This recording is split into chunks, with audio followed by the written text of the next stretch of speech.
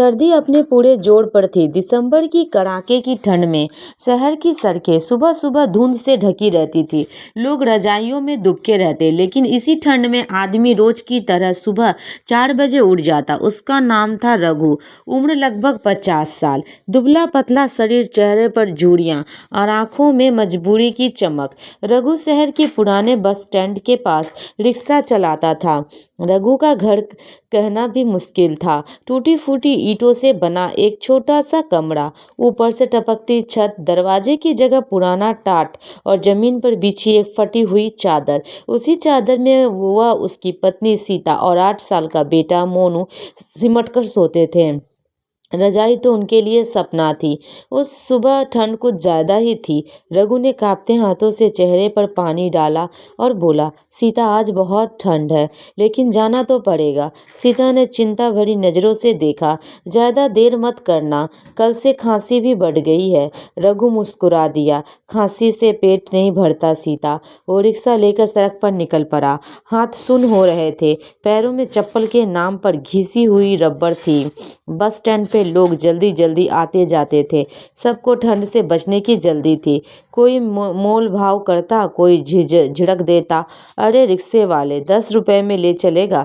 रघु मन में सोचता, 10 रुपए में क्या बचेगा, फिर भी मजबूरी में हाँ कर देता। सुबह से दोपहर हो गई। ठंड में पसीना और सर्द हवा मिलकर शरीर को कमजोर कर रहे थे। पेट में सुबह की सूखी रोटी के अलावा कुछ नहीं था।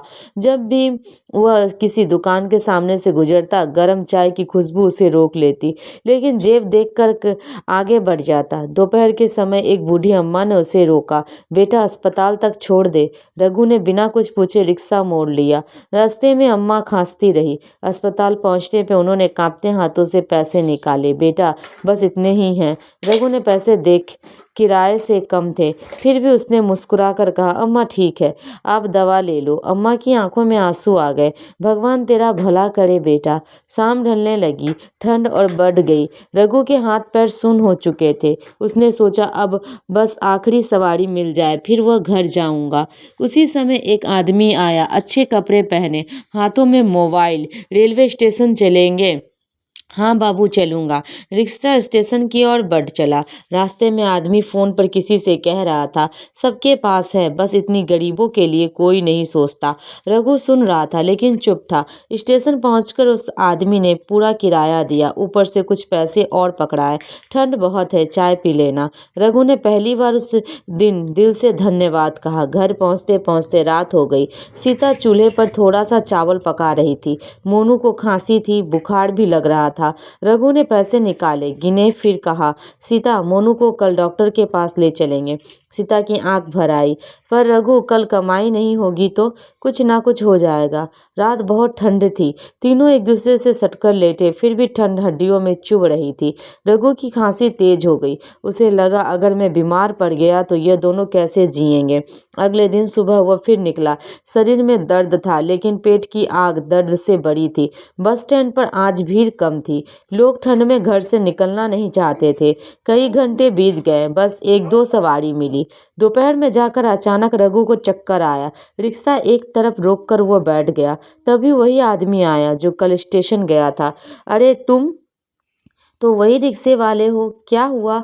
रघु ने सब सच बता दिया, ठंड, बीमारी, घर की हालत।